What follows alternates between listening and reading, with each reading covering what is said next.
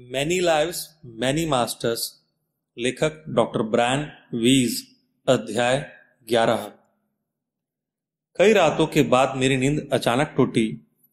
मैं एकदम चौकन्ना हो गया और तभी मुझे कैथरीन का चेहरा दिखाई दिया, वास्तविक चेहरे से कई गुना बड़ा। वह दुखी और घबराई हुई थी, जैसे उसे मेरी मदद की जरूरत हो।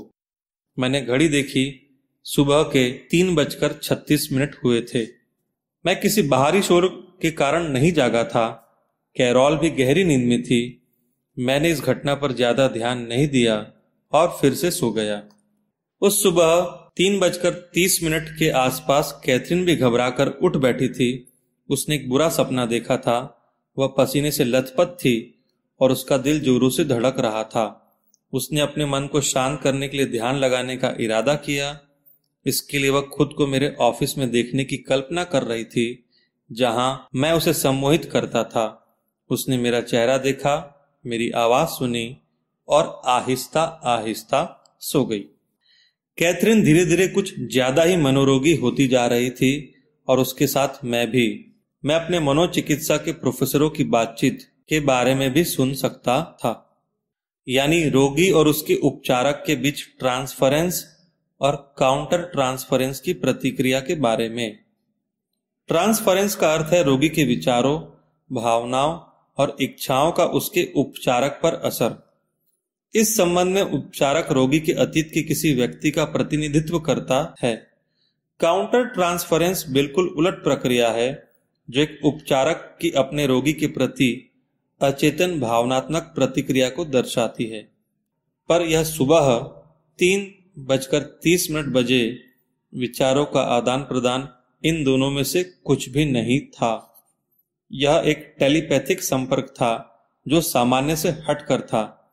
क्या सम्मोहन इसका कारण था, या वे भिन्न भिन्न आत्माएं, देवात्माएं, अभिभावक आत्माएं या अन्य आत्माएं जो कि हमारे आदान प्रदान की साक्षी थी? मेरे आश्चर्य की कोई सीमा नहीं थी। अगली मुलाकात में कैथरीन सम्मोहन की गहराइयों में बहुत ही जल्दी पहुंच गई थी। वह अचानक हड़बड़ाई और बोली, मैंने एक बड़ा बादल देखा। उसे देखकर मुझे घबराहट हो रही है। वह वहीं था। उसकी सांस तेजी से चल रही थी। क्या वह उसी जगह पर है? मैंने पूछा। मुझे नहीं पता। वह बादल तेजी से आया और चला गया, एक पहाड़ पर बहुत ऊपर। उसकी सांस अभी भी तेजी से चल रही थी और वह डरी हुई थी। मैं भी घबरा गया कि वह एक बम धमाका देख रही है। क्या वह भविष्य भी देख सकती थी? क्या तुम वह पहाड़ दिखा सकती हो? क्या वह एक बम जैसा है? मुझे नहीं पता। उसे देख तुम घबरा क्यों गई? यह सब अचानक हुआ। वह बादल बस वहां था, धुएं से भरा, धुएं से भरा। वह बड़ा सा है। वह कुछ ही दूरी पर है। ओह, तुम सुरक्षित हो। क्या तुम उसके और पास जा सकती हो? मैं और पास नहीं जाना चाहती, उसने ऊंची आवाज में जवाब दिया। इस तरह का प्रतिरोध मेरे लिए एक असामान्य बात थी। तुम उससे इतना क्यों घबरा रही हो? मैंने फिर से पूछा। मेरे विचार से उसमें कुछ रासायनिक पदार्थ भरा है। जब हम उसके आसपास होते हैं तो सांस लेना मुश्किल हो जाता है। वह बड़ी मुश्किल से सांस ले पा रही थी। क्या वह गैस की तरह है? क्या वह पदार्थ पहाड़ से निकल रहा है, जैसे कि एक ज्वालामुखी? मैं यही सोच रही हूं। वह एक बड़े कुकुरमुत्ते की तरह, वह वैसा ही दिखाई दे रहा है, एक सफेद कुकुरमुत्ता। पर बम नहीं है। वह कोई परमाणु बम या उसके जैसी कोई दूसरी चीज नहीं है। वह थोड़ा रुककर बोली, मेरे विचार से वह एक ज्वालामुखी है या उसके ही जैसा कुछ और। यह बहुत डरावना है। मुझे सांस लेने में मुश्किल हो रही है। हवा में धूल भरी है। मैं वहां नहीं रहना चाहती। धीरे धीरे उसकी सांस भी किसी सम्मोहित व्यक्ति की तरह गहरी और नियमित हो गई। वह उस भयानक दृश्य से दूर हो चुकी थी। क्या अब सांस लेना आसान है? हाँ। अच्छा, अब तुम क्या देख रही हो? कुछ नहीं। मैं एक नेकलेस देख रही हूं। एक नेकलेस जो किसी के गले में है।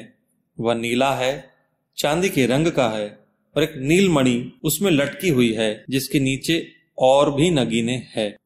क्या उस नीलमणि पर भी कुछ है? नहीं, वह पारदर्शी है, उसके आर पार देखा जा सकता है।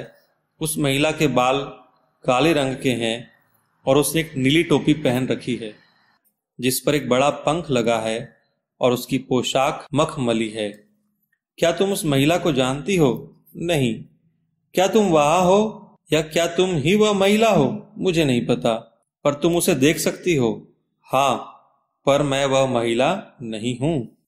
वह अपने जीवन के चौथे दशक में है, परंतु अपनी उम्र से कहीं बड़ी लगती है। क्या वह कुछ कर रही है? नहीं, वह केवल एक मेज के पास खड़ी है। उस मेज पर सफेद रंग की एक इत्र की शीशी रखी है और उस पर गहरे रंग के फूल बने हैं। वहां एक ब्रश और चांदी की मूठ वाला कंघा भी है। इस विस्तृत वर्णन ने मुझे काफी प्रभावित किया। क्या वह कोई कमरा है या कोई भंडार गृह? वह उसका कमरा है जिसमें 4 खंभों वाला एक भूरे रंग का पलंग है। मेज पर एक सुराही है। एक सुराही है? हाँ, इस कमरे में एक भी तस्वीर नहीं है, पर गहरे रंग के पर्दे हैं। क्या वहां कोई और भी है? नहीं। उस महिला का तुम्हारे साथ क्या संबंध है? मैं उसकी सेवा करती हूं, यानी वह एक बार फिर से नौकर थी। क्या तुम उसके साथ काफी लंबे समय से हो?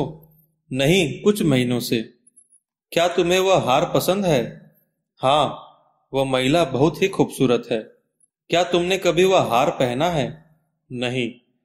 उससे पूरी जानकारी पाने के लिए यह जरूरी था कि मैं उससे ऐसे प्रश्न करूं जिससे कि वह मुझे विस्तृत जानकारी दे, क्योंकि उसके जवाब बहुत ही छोटे थे। ऐसा करके वह मुझे मेरे छोटे बच्चे की याद दिला रही थी। तुम्हारी उम्र क्या है? शायद 13-14, इसके आसपास। तुमने अपने परिवार को क्यों छोड़ दिया है? मैंने उन्हें नहीं छोड़ा है। उसने मेरी आशंका को निराधार बताया। ठीक है। क्या तुम काम के बाद अपने परिवार के पास घर जाती हो? हाँ। उसके जवाबों ने मेरे लिए ज्यादा छानबीन की गुंजाइश नहीं छोड़ी थी। क्या वे आसपास ही रहते हैं? काफी पास। हम बहुत ही गरीब हैं। काम करना हमारे लिए जरूरी है, सेवा करना। क्या तुम उस महिला का नाम जानती हो? बेलिंडा। क्या वह तुम्हारे साथ अच्छा व्यवहार करती है? हाँ। अच्छा, क्या तुम मेहनत से काम करती हो? काम ज्यादा थकाने वाला नहीं है। बड़े होते बच्चे से सवाल पूछना कभी भी आसान नहीं होता। यह तो अच्छा था कि मैं इस कला में होशियार था। ठीक है। क्या तुम अभी भी उसे देख सकती हो? नहीं। अब तुम कहाँ हो? दूसरे कमरे में। वहां काले कपड़े से ढकी एक मेज है। नीचे की तरफ जब्बे लगे हैं। यहाँ जड़ी बूटियों की तेज गंध आ रही है, इत्र जैसी। क्या यह सब तुम्हारी मालकिन का है? क्या वह इत्र का बहुत ज्यादा उपयोग करती है? नहीं, यह एक दूसरा कमरा है। मैं किसी और कमरे में हूं। यह किसका कमरा है? यह किसी सांवले रंग वाली महिला का कमरा है। सांवली? क्या तुम उसे देख सकती हो? उसके सिर पर कुछ ढका है। कैथरीन धीरे से बोली। कोई शॉल? वह बूढ़ी है और उसके चेहरे पर काफी झुर्रियां। तुम्हारा उस महिला से क्या संबंध है? मैं केवल उसे देखने गई थी। किस लिए? ताकि वह ताश के पत्तों का उपयोग कर सके। मैं समझ गया कि वह एक भविष्यवक्ता के पास गई थी, शायद एक ऐसी भविष्यवक्ता जो टैरो कार्ड पढ़कर भविष्य बताती थी। यह एक विडंबना ही थी कि एक तरफ मैं और कैथरीन आत्माओं की एक असाधारण यात्रा पर थे, जिसका विस्तार कई जीवन चक्रों और उनके आर पार था, और दूसरी तरफ शायद 200 साल पहले कैथरीन ने एक भविष्यवक्ता से मुलाकात की थी ताकि वह अपना भविष्य जान सके। मुझे पता था कि कैथरीन अपने इस जीवन में कभी भी किसी भविष्यवक्ता से नहीं मिली थी। उसे टैरो कार्ड या भविष्य के बारे में कुछ भी पता नहीं था। इस तरह की बातें उसे डराती थी। क्या वो भविष्य बताती है? हाँ, वो भविष्य देखती है। क्या तुम उससे कोई प्रश्न पूछना चाहती हो? तुम क्या देखना चाहती हो? तुम क्या जानना चाहती हो? किसी पुरुष के बारे में जिससे शायद मैं विवाह करूं। जब वह एक कार्ड को उठाती है तो क्या कहती है? एक कार्ड जिस पर खंबे बने हुए हैं, खंबे और फूल पर खंबे, भाले या किसी तरह की लाइन। एक और कार्ड है जिस पर एक प्याला, एक कप रखा है। मैं एक कार्ड देख सकती हूँ जिस पर एक आदमी या बच्चा बना हुआ है। उसके हाथ में एक ढाल है। वह कहती है कि मैं दूसरी शादी करूंगी, पर इस आदमी से नहीं। मैं कुछ और नहीं देख पा रही हूँ। क्या तुम उस महिला को देख पा रही हो? मैं कुछ सिक्के देख सकती हूँ। क्या तुम अब भी उसके साथ हो या कहीं दूसरी ओर पहुंच गई हो? मैं उसी के साथ हूँ। वे सिक्के दिखने में कैसे हैं? वे सोने के हैं। उनका आकार चौकोर है और एक तरफ एक मुकुट बना है। उनके कोर समतल नहीं है, खुरदुरे हैं। वहां एक तरफ एक मुकुट भी रखा हुआ है। देखो, अगर उन सिक्कों पर कुछ अंकित है, कोई वर्ष, कुछ भी जो तुम पढ़ सकती हो। कुछ विदेशी अंक, उसने जवाब दिया। कुछ क्रॉस और कुछ आई बने हुए है। क्या तुम जानती हो वह कौन सा वर्ष है? 17। कुछ, मैं नहीं जानती। वह फिर से खामोश हो गई। यह भविष्यवक्ता तुम्हारे लिए इतनी महत्वपूर्ण क्यों है? मुझे नहीं पता। क्या उसकी भविष्यवाणी सही साबित हुई? परंतु वह तो चली गई, कैथरीन ने धीरे से कहा। क्या वह दृश्य गायब हो गया? मुझे नहीं मालूम। क्या अब तुम कुछ देख पा रही हो? नहीं, नहीं। मैं आश्चर्यचकित था। वह कहाँ थी? क्या तुम जानती हो कि इस जीवन में तुम्हारा नाम क्या है? मैंने पूछा। मैं इस सैकड़ों वर्षों पहले की जीवन गुत्थी को सुलझाने की कोशिश कर रहा था। मैं उस जगह को छोड़कर आ गई हूं। उसने वह जीवन काल छोड़ दिया था और अब वह आराम कर रही थी। अब वह यह सब अपने आप करने में सक्षम थी। यह करने के लिए जरूरी नहीं था कि वह अपनी मौत को अनुभव करे। हम लोग कई मिनट इंतजार करते रहे। यह जीवन काल अद्भुत नहीं था। वह इस जीवन की केवल कुछ विशेष घटनाओं को ही याद कर पाई थी और उसे भविष्यवक्ता के पास जाना याद था। क्या अब तुम कुछ देख सकती हो? मैंने फिर से पूछा। नहीं, उसने धीरे से कहा। क्या तुम आराम कर रही हो? हाँ। विभिन्न रंगों के रत्न। रत्न? हाँ, पर असल में वे रोशनियां हैं, लेकिन वे रत्नों जैसी दिख रही है। तुम और क्या देख रही हो? मैंने सवाल किया। मैं केवल। वह थोड़ी देर के लिए फिर खामोश हो गई। फिर धीमी लेकिन स्पष्ट आवाज में उसने कहा, बहुत सारे विचार और शब्द हवा में उड़ रहे हैं। ये सब सह अस्तित्व और सामंजस्य के बारे में है। जीवन का संतुलन। मैं समझ गया कि देवात्माएं आसपास ही है। हाँ, मैंने उसे प्रेरित किया। मैं इन बातों के बारे में जानना चाहता हूँ। क्या तुम मुझे बता सकती हो? अभी तो वे केवल शब्द है, उसने उत्तर दिया। सह अस्तित्व और सामंजस्य? मैंने उसे याद दिलाया। कवि देवात्मा की आवाज में उसका जवाब सुनकर मैं बहुत खुश हुआ। वे बोले, हर चीज संतुलित होनी चाहिए। प्रकृति संतुलित है, जानवरों का जीवन भी संतुलित है, परंतु मनुष्य ने संतुलित जीवन जीना नहीं सीखा।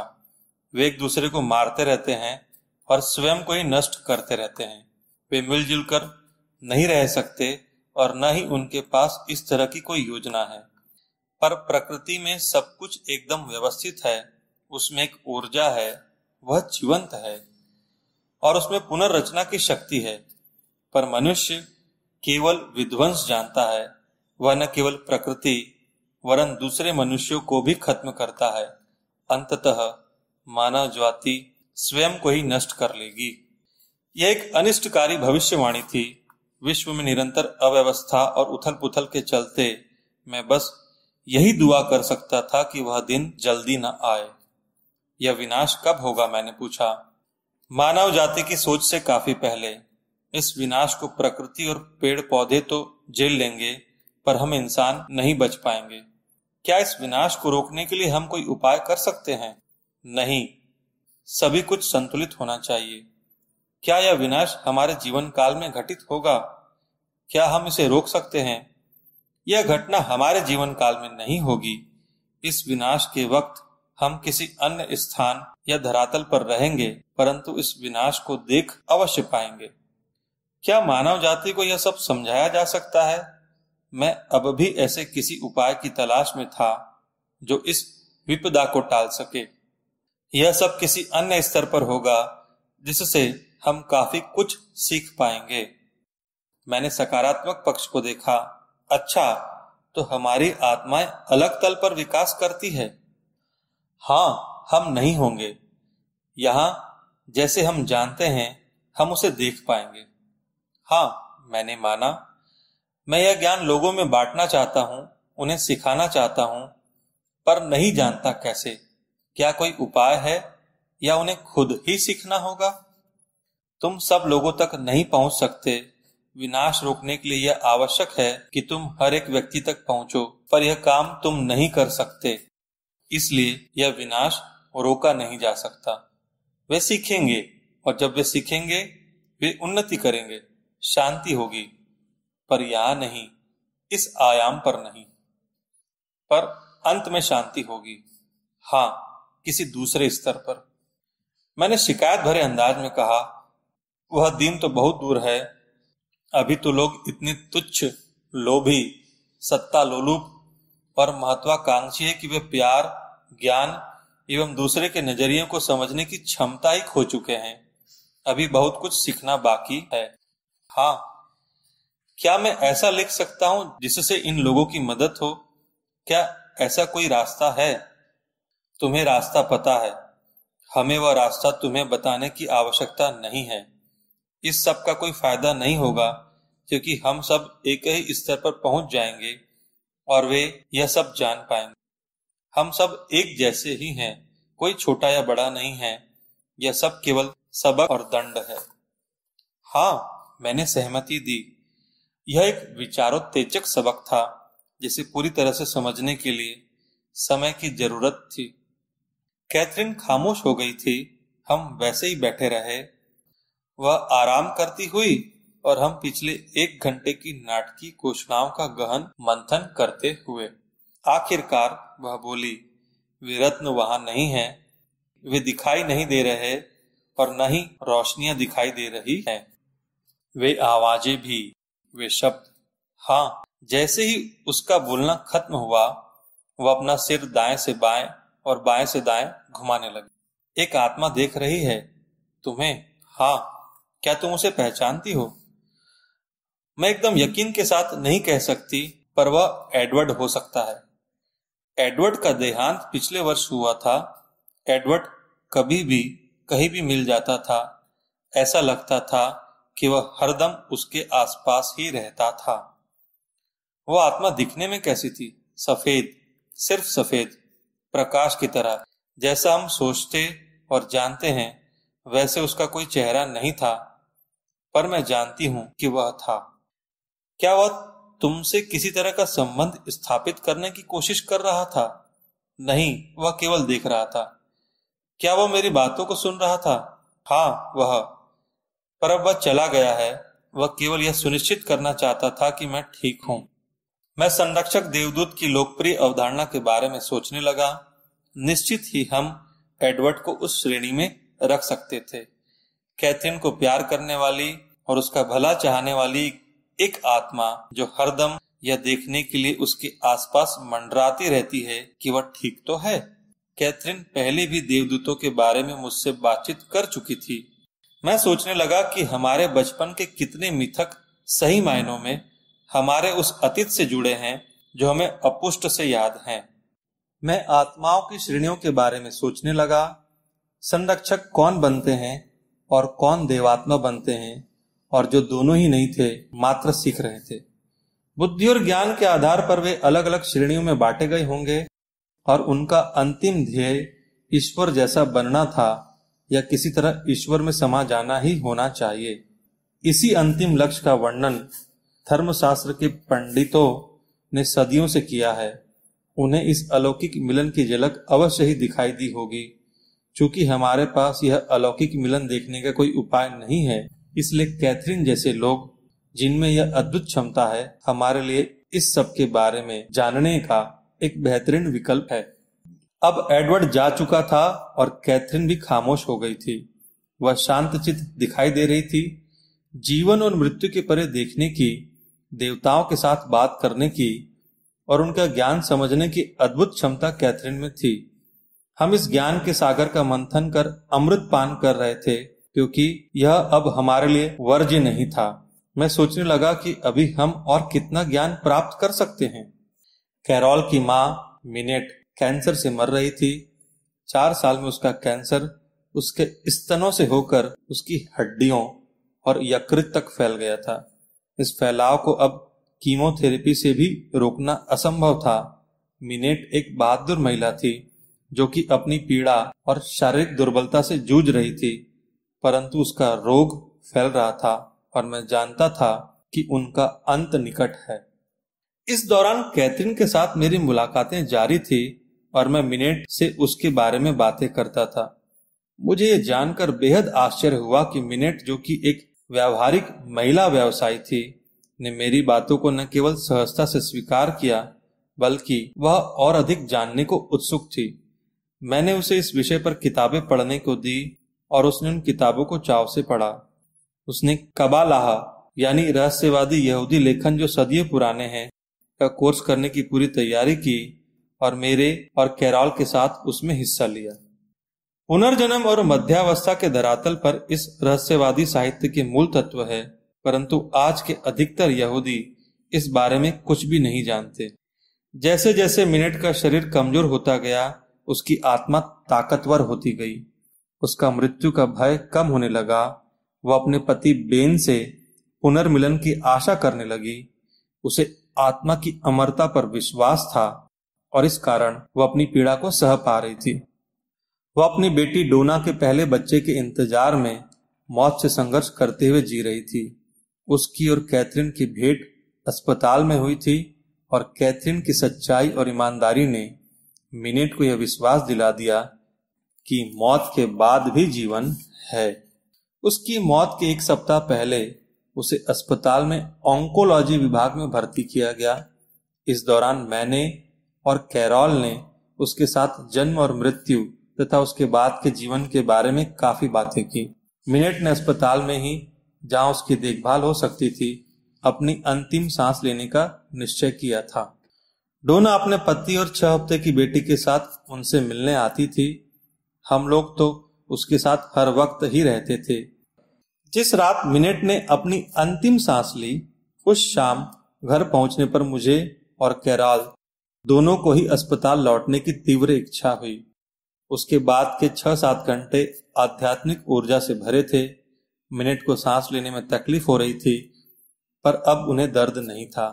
हमने अध्यात्म तथा उसके आगे के प्रवास के बारे में बात की। मिनेट ने अपने जीवन का पुनरावलोकन किया। इस दौरान जो कुछ भी खामोशी से घट रहा था, उसमें वह अपने जीवन के अवांछित हिस्सों को स्वीकार करने के लिए संघर्ष करती रही। ऐसा मालूम हो रहा था कि वह जानती थी उनके लिए मरने से पहले यह प्रक्रिया पूरी करना जरूरी है। वह अपनी मौत के लिए एक विशिष्ट समय प्रातः काल के इंतजार में थी और उसके लिए उतावली भी हो रही थी। मिनेट ऐसी पहली महिला थी जिसे अपनी मौत पाने के लिए मैंने इस तरह से मदद की थी। उसे इससे ताकत मिली थी और इस पूरे घटनाक्रम ने हमारे जख्मों पर एक तरह से मलहम का काम किया था। इसके बाद मैंने पाया कि मैं अपने रोगियों के डर और चिंताओं के उपचार में ज्यादा निपुण हो गया हूँ। खासकर मौत और उससे जुड़ी घटनाओं एवं व्यथित लोगों के इलाज में तो मैंने महारत हासिल कर ली। अब मैं समझ जाता कि उनकी परेशानी का क्या कारण है और उनके उपचार के लिए क्या करना पड़ेगा।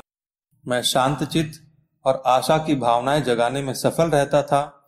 मिनेट की मौत के बाद ऐसे कई लोग मेरे पास आए जो या तो स्वयं मौत से जूझ रहे थे या अपने किसी प्रिय की मौत से दुखी थे और सदमे से उबरने में मेरी मदद चाहते थे। उनमें से कुछ लोगों को कैथरीन और मौत के साहित्य के बारे में कोई जिज्ञासा नहीं थी और न ही वे इस बारे में कुछ जानना चाहते थे, पर इस स्थिति में भी मुझे लगने लगा कि मैं उन्हें यह सब बताए बिना भी अपना काम बखूबी कर पा रहा था। उनके डर, संवेदनाओं, स्पर्श, शब्दों और उनके चेहरे देखकर तथा इस संपूर्ण प्रक्रिया की समझ के कारण मैं उनके दर्द को बेहतर तरीके से समझने में सक्षम हो गया था और किसी न किसी स्तर पर उन्हें छूकर मैं अपने रोगियों की मदद कर सकता था। मैं उन्हें भूले हुए अध्यात्म और मानवता के प्रति आशा का संचार कर पाने में सफल हो रहा था, और उन लोगों को जो अधिक जानने को उत्सुक और तैयार थे, उन्हें पढ़ने की सामग्री के बारे में बताकर तथा कैथरीन के साथ अपने अनुभवों को बांटकर मैं नया ज्ञान प्राप्त करने की एक नवीन विधा उपलब्ध कर रहा था। इसे अपना लेने वालों को बहुत तेजी से नई जानकारियां प्राप्त हुई। मेरा यह दृढ़ विश्वास है कि उपचारकों का दिमाग खुला होना चाहिए।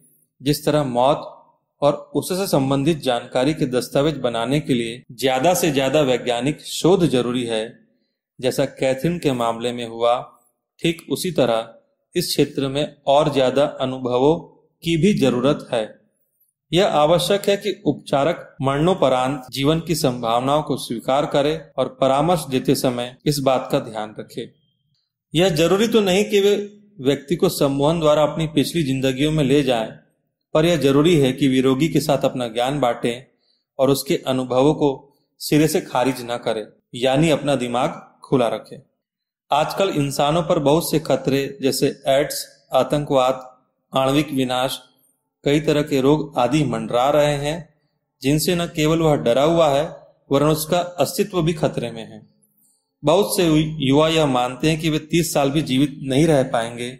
यह सब बहुत ही भयावह है और हमारे सामाजिक दबावों की तीव्रता को दर्शाता है।